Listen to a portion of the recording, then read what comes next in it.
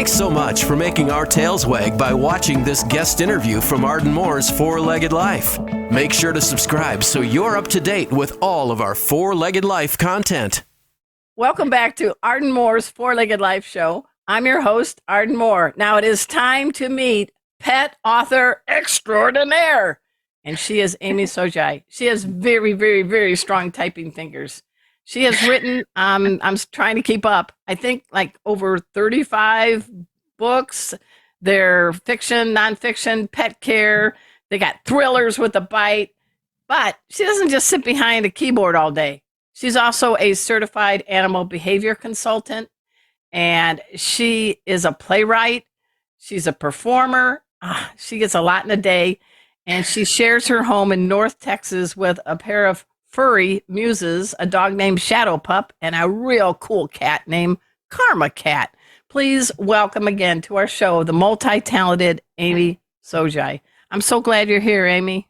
Oh, I'm glad to be here too, Arden. Thanks for inviting me. Oh my gosh. We're both in Texas, and we had a summer of 67 days of 100 plus degrees. That's right. That's and then right. There's All my plants just shriveled up and died. Yeah, and then all of a sudden fall hits and we're back to freeze. Excuse me. Yes, and I'm fighting a cold, so. That's all right. And she's a trooper for being here. So bless you, bless you. So the weather has been rough, and that's probably where you got your cold. Very likely. There's flu going around. There's all RSV. There's, all COVID. All of the viruses you can get. They're all here. Okay. It's like we're having a party. Well, I want to kind of dive in because you've got a couple of key websites we're going to be talking about during the show, but you are like a multi-talented personality. And I say that with all kindness. You're not, you do a lot. I mean, are you working all parts of your brain? Pretty much. I'm thinking you are. Pretty much. Yeah. And it's interesting you mentioned that because as you said, I do both. Done nonfiction for years and years and years. I almost don't have to think about that anymore. And then the fiction uses a whole different part of your brain, or it does mine anyway. So I like to say that when I'm writing nonfiction, it's a lot of tell. You're telling what's going on. You're explaining, all of this. And with fiction, they always say, show, don't tell. All right. So it's kind of a different kind of a situation. And with nonfiction, and you can relate to this. One time I was doing 3 different nonfiction books at the same time. Oh, so wow. Yeah. Phone calls are coming back. I'm doing interviews with different people. I answer the phone. Okay, who did I call? Which book did I call you about? Oh, yeah. Yeah, but with the fiction, I can't do anything except that. I have to shut off the internet. Really? I can't have music on because I'll sing along. I have to concentrate on the story and just make that a part of my world. So it's a very different kind of a process for me anyway. Well, I want to give let's do a couple examples. You have written a lot of pet-centric thrillers and like Lost and Found, Show and Tell, Fight or Flight, Win or Lose, Hit and Run. Do you guys get the pattern? So, it stars a dog named Shadow. So, Right. Can you tell us a little bit about these books and what was the inspiration? And I love that you're kind of like a Sue Grafton. She did all the books. A is for whatever, Z is for whatever, but you're doing that 3 words with the and in the middle. So that's kind of a neat technique, right? For fiction writers. Well, right. And if you notice, those titles also are active verbs. And so it is a show. It's not a tell. It's, hide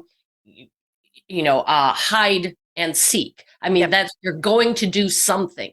And so, yeah, it's something that I started with the Lost and Found. And that really the reason I started doing that was because, as I say, my career went kerflooey. That's a technical term.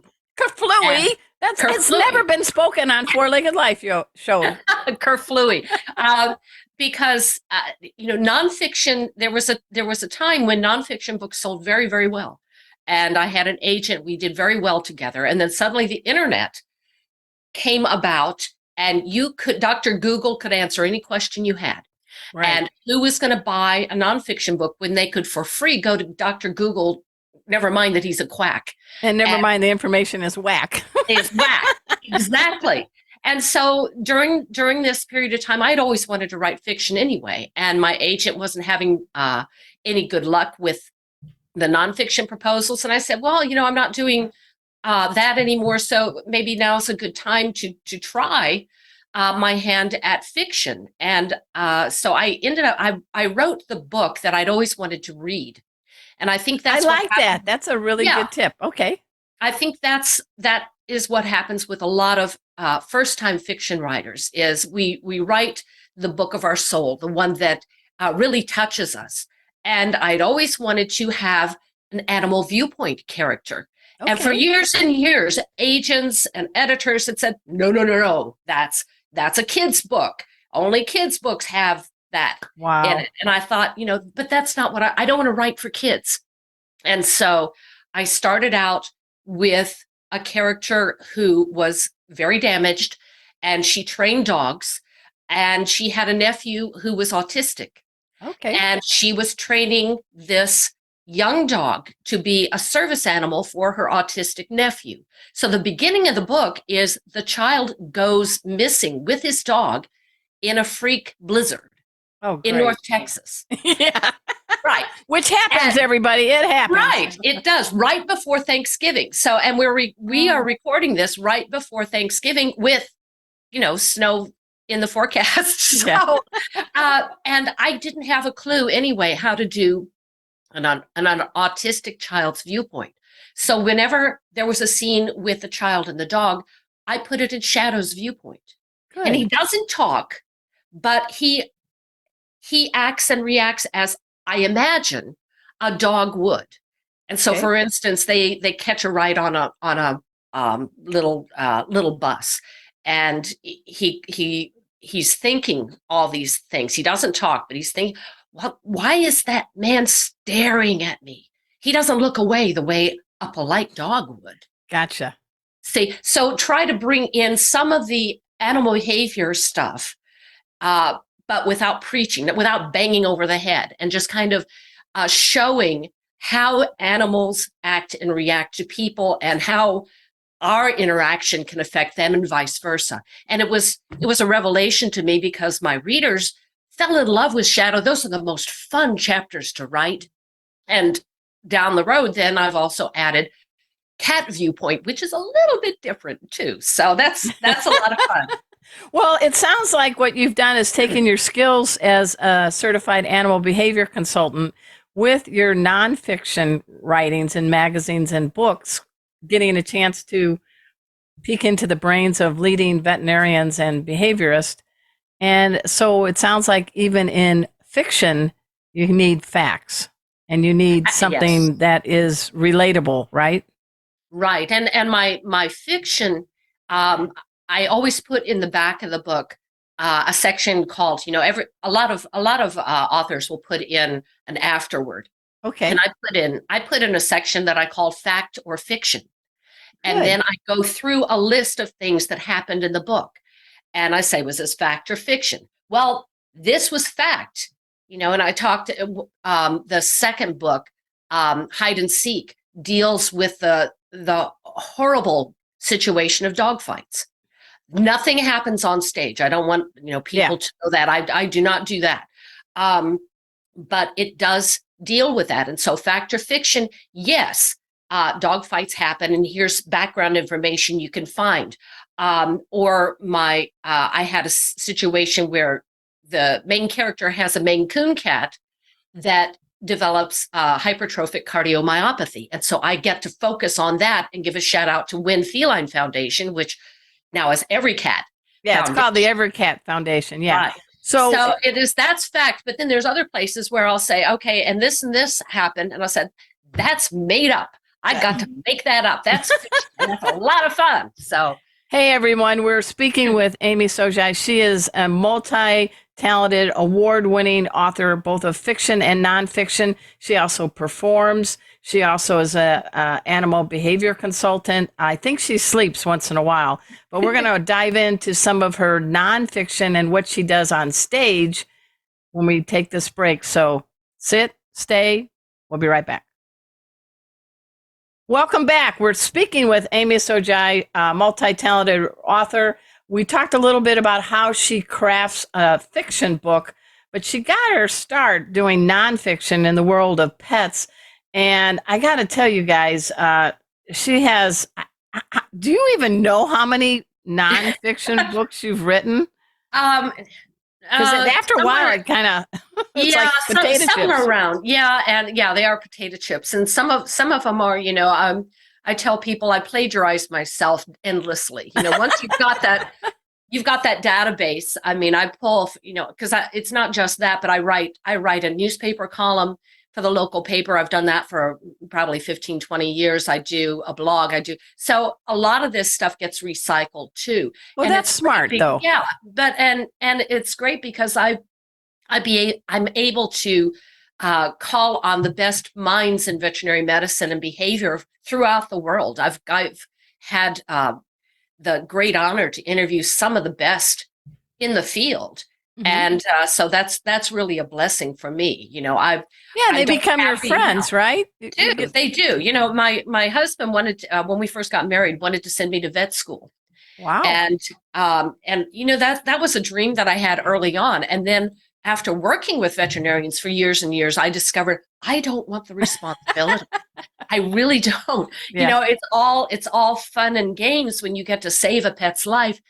Not so much the other end of it. Yeah, that's true. So, well, let's run out some on TV or anything. Yeah, let's run down some titles because I want people to find out and get some of your books. So, you've got like Complete Kitten Care, Aging Cat, Dog Facts, Compatibility. I mean, the list goes on and on. I love that you write about both dogs and cats, and your home has got dogs and cats, and they're totally different species. Right. Actually, the Complete Kitten Care is probably one of my best sellers. Really? And right now, that was the first book that actually it was supposed to be Kittens for Dummies. Okay. This is going to be inside information that a lot of we're getting the scoop, everybody. You're going to get the scoop. Kittens for Dummies. I was contracted to write that book, finish the book, turn the book in, and editor accepted the manuscript. And Arden, as a writer herself, understands some of these things. Yeah. And, accepted the manuscript. Then about 2 weeks later, got a phone call saying, company has been sold. We're canceling your book. And I said, that's okay. Because the contract says once you accept the manuscript, you still get to pay me. And I get my rights back. So I got paid. I got the rights back. I turned around and submitted when I was with my agent, New American Library.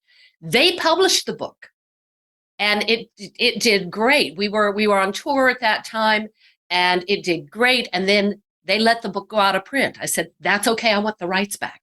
I got the rights back. Complete Kitten Care was the first book that I self-published as an author in Kindle. And since that time, it has been revised multiple times. It's in Kindle, on Kobo, on, every platform, hardcover, print, whatever you want, even audiobook. And it's a bestseller, especially around Christmas time when people are thinking about getting new kitty cats. So here's some lessons. Here's some lessons that I picked up from what you're saying. First of all, get a friggin' contract. Second, protect your rights. Oh, there you can see Shadow behind me. Hi, Shadow. There's Shadow. Oh, you can bring Shadow. We got people watching on YouTube, so they want their doggy fix. Yeah. This is important because as writers, we also need to be able to be good business people, right? And you do need to have contracts, and you do need to know what your rights are. And I know you were president of the Cat Writers Association. You helped found that association. Yeah. And now we have members all over the globe. So I salute you for that. So this is kind of cool. We've got about 5 minutes left because I really want to get the third part of you, Amy Shojai, that people need to know. And that is that you actually co-wrote, I think it was with Frank Steele, a musical. You want to tell us about that? Yes, Frank and I have written 5 shows together. Wow. The one you're talking about that was really close to both of our hearts because he's an animal lover too. It's called Strays, the musical. And so we decided we were going to put together all of the reasons why pets lose their homes and then turn it on its ear to make sure that at the end of the show, they all get homes. Oh, and good. so it starts out that way. You have the pariah cat. You have the dog that was kicked out of his house because, of whatever. You have all the cat that was going outside the litter box, all of these different things, and the cute puppy and kitten that are always going to get adopted because they're cute, and then at the end, everybody gets adopted. And so it premiered here in theatrics, the Sherman Community Players Theatrics. It's a She's children's in Sherman, Texas, theater. Right? Because this goes global. And it was a benefit for them, and so they kept the gate on that. Since then, it has been produced in middle schools and high schools, and all over. And it is available for licensing. And what's fun is you don't use any special costumes. Good. The actors have to be good enough that that Arden is playing a bulldog and Amy's playing a Siamese cat. Exactly. Exactly. I got it. Hey, that was my high school mascot. Crown Point High School Bulldogs. All right. Well, I love that, but you wrote it, but you also composed it. Now, I was humbly a glockenspielist in high school. I didn't think there was. That's a tough instrument. I don't think there's a big future for me. But you went to, did you go to Indiana State or where did you go? No, I went to Goshen College. Goshen College in Indiana. Yeah. I'm a Purdue gal, so we're both from Indiana area. My brother went to IU, Bloomington. Okay, so you have a musical background too, right? Yeah, I had a double major in music and theater. Wow. Basically, which is why I'm writing books. I mean, all of these make huge amounts of money. No. You are enriched, not rich. But I think the creator's brain goes in all these different directions. So when I could not perform right after I had, oh, hello, who is this? I've got a puppy dog. Let's see, Shadow. Hi, Shadow dog. You have the coolest eyebrows, doggy. Yes, indeed. So, right after we were married and I was in a place where I couldn't perform anymore, I needed a creative outlet. So I started writing. So I call myself the accidental writer. And that's, you'll see that on my website at shojai.com. Let's spell that out because you don't have a name like Smith. No, I don't, but I do answer to hey you. So that's S as in Sam, HOJAI.com. And from there, you can get to the blog and all the books and everything. I like that you call yourself the accidental writer, but you're also the talented writer, the formidable, the keep going. You're like a Duracell bunny. And I say that in a compliment way because you have gone through good highs and lows. Any advice? We've got about a minute and a half left. Some tips you can give others who inspire to write or inspire to get in the field of pet and be able to give good information? Yeah, find a mentor. I had some marvelous mentors along the way, Mordecai Siegel being one of them. A lot of people, Steve Dale, also along the way. The other thing is don't give up. I have had to, as you mentioned, I've had I quit writing for a while. I taught high school choir for a while and discovered quite soon that I was meant to be a writer and not a teacher. Okay. But if I have had to reinvent myself time after time. When my career went kerflooey, I went to choir. She said it twice now. Kerflooey again. And then, after I left teaching, within a week and a half, I got a book contract. Everything goes in cycles. And so if you can wait it out, the people that are successful are the ones that don't quit. Good. Simple enough. So we're getting ready to turn into 2023. What's a good resolution you want people to think about? Find your joy. I mean, it's got to be that. I have the best job in the world. I get to play with puppy dogs and kitty cats and write about them. It is a joy. People ask me, well, when are you going to retire? Why would I want to retire? I'm doing what I love. I'm doing what I love. And I want everyone, please check out her books, check out her blogs, check out her articles in leading publications. Go to Shojai.com, SHOJAI.com. Did I do that right, Coach? Oh, perfect. Hey, I don't know where the time went, but that is our show for today. Pause up, pet pals. Thanks for watching. If you liked my video, please hit the like button. Also, subscribe to my channel. I want to keep providing you with great guests, special first aid tips, and yes, more videos of these guys. See you next time. Pause up.